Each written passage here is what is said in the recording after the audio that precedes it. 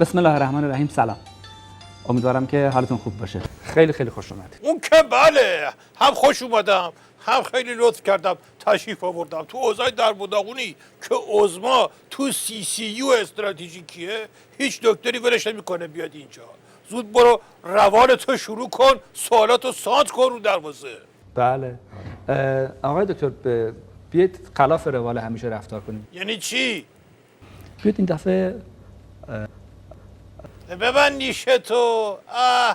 بیمزه گوش تلخ خیلی معطره، دم بادم میشینه. تو واقعا رود میشه یاد اطفالا رو بیایی؟ قاضی به متهم گفت که واقعا رود شد که با این همه آدمی که به تو اطمینان داشتن اینطوری تا کنیم. گفت اگر اطمینان داشتن که نداشتن که نمیشد. جواب تو نمیدم، فقط خیلی سربسته میگم که مرحوم ابوی همیشه میفرمودن آدم حساب کردن بعضیا خیانت به هر چی گاو و گوسفنده. از پارسال که با تو مصاحبه کردم همه چی گرون شد، ولی بعضیا همون دوزاری که بودن موندن. حالا بریم سر بحث. تو حال روز عظما رو تو این سخنرانی اخیرش دیدی یا نه؟ اصلا به نظر نمیومد که انرژی گذشته آره، داغونه. قابل مقایسه با پارسال نیست. هر سال دریغ از پارسال. عظما الان دیگه به جای اینکه به گذشته نگاه بکنه و افسوس بخوره، به آینده نگاه میکنه و مایوس میشه.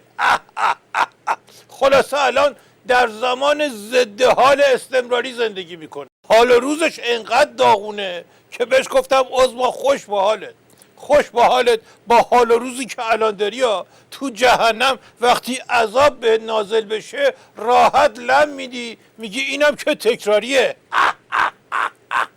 اما بریم سر بحث اصلی. عظما این تو بمیریش با قبلی ها فرق میکنه. فرقش چیه آقای دکتر؟ مذاکرات این دفعه خودش یه طرف، راه باز کردنش برای باقی جام زهرا یه طرف دیگه. فهمیدی یا نه؟ این مسابقه ها هست، تا چش کار میکنه همینطوری جام زهر براش چیدن که باید یکی یکی بندازه بالا.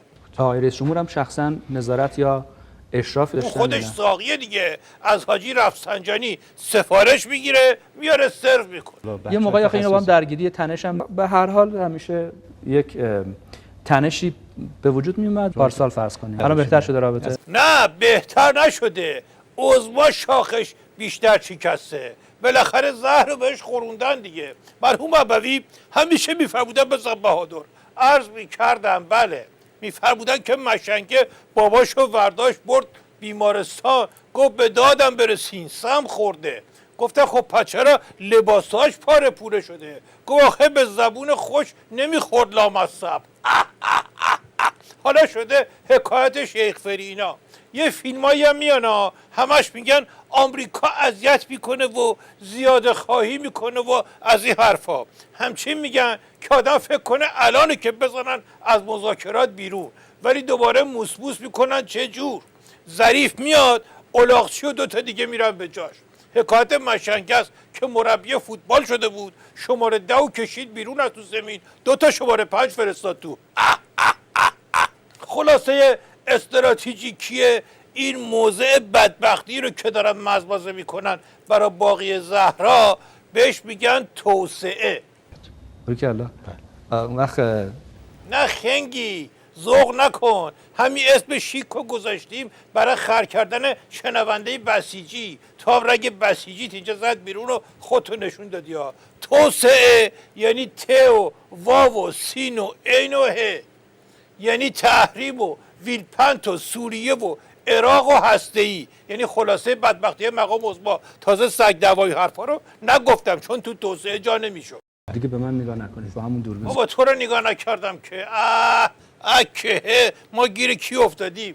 اعتماد به نفس تو رو اگه عدسه داشت الان رد و برق میزد.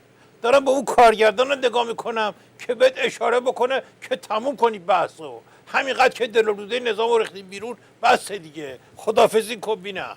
از لطف و حوصله شما سپاسگزاریم و خیلی ممنون. میریم تا تهران. مثل دیگه هفته بعد. شب و روز همگیتون عزت همگی زیاد.